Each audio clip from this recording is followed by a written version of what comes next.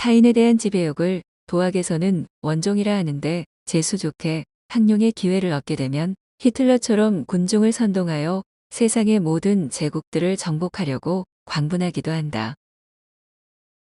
그것이 여의치 않으면 이념이나 사상, 교리 따위로 다른 제국들을 홀려 발 아래 묶어 놓으려고도 한다.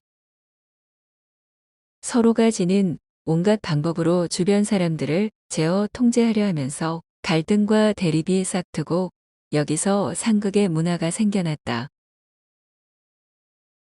이곳 3차원에 온 이유는 수명 연장과 정보 습득이라는 단 두 가지 목적에 의함이다.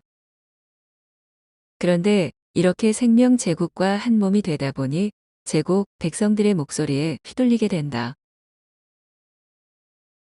이런 점을 지적하며 정신 차리라는 가르침이 소위 말하는 인성교육이다. 그것의 핵심은 역지사지에서 오는 상생이다. 상생에 대한 다각도의 표현들이 어렸을 적부터 귀에 못이 박히도록 듣는 바른 생활에 대한 온갖 지침들이다. 하지만 제국 백성들의 요구는 여간에선 줄어들지 않는다. 이것을 우리는 본능이라 부르는데 죽기 전에는 완전히 떨구어낼 수 없다고 알아왔다.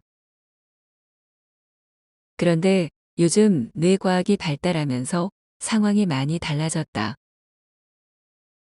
제국의 백성들로부터 자유로워지는 길이 조금씩 열리고 있는 것이다.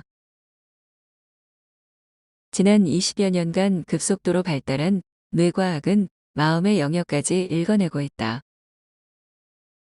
외부의 자극에 의한 오감은 물론이고 사고의 구조와 감정의 변화까지 파헤치고 있다. 이렇게 되니 뇌세포를 조작하여 그들 백성들과의 언로를 차단하는 방법들이 하나둘씩 생겨나게 됐다. 어떤 사람은 우울증 치료를 위해 전전두엽의 일부를 살짝 잘라버렸더니 정말로 병세가 감쪽같이 사라졌다.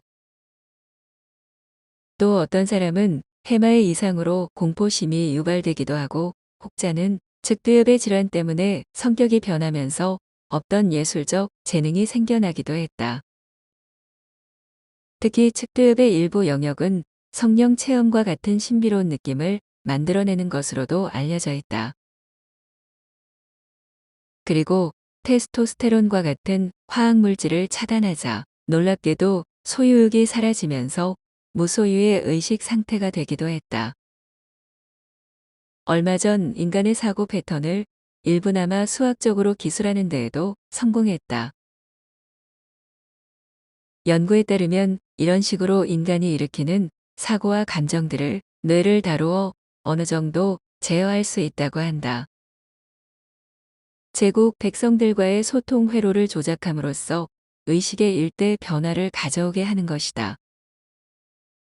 최근엔 꿈이나 기억을 인공지능을 통해 모니터에 재생하는 기술도 개발됐다고 하니 뇌과학의 미래가 사뭇 기대되어진다.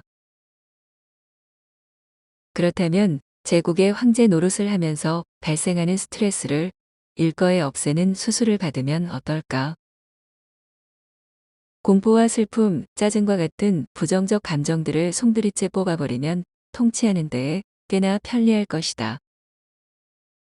아니면 더 나아가 감정 자체를 없애서 부처의 해탈을 흉내내어 보는 것도 나쁘진 않을 것이다. 그런데 이게 근원적인 처방이 되는 것이 아니다. 제국의 수도에 꽉 들어차 있는 신경회로를 조작하고 화학물질을 쏟아부어 그런 기분을 만들어낼 수 있지만 그건 딱 3차원에서 살 때까지만이다. 제국이 무너져서 4차원으로 빠져나오면 제국의 회로를 조작하여 만들어낸 감정들은 몽땅 사라지고 만다. 부처처럼 지냈어도 그건 아득한 옛 추억처럼 멀게만 느껴지게 될 것이다.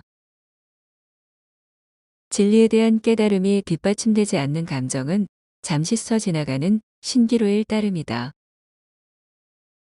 뇌의 조작을 통한 신묘한 경험을 가지고는 의식의 구조를 근본적으로 바꿀 수 없다.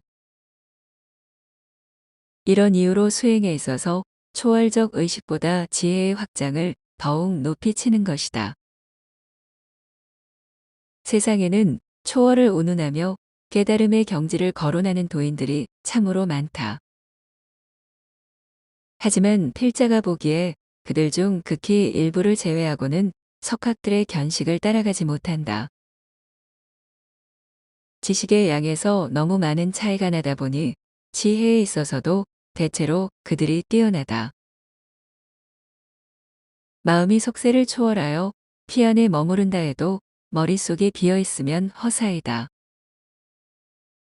생명 제국에서 분비되는 화학물질에 뒤섞여 느껴지는 초월의식은 죽음과 동시에 대부분 소멸될 것이기 때문이다.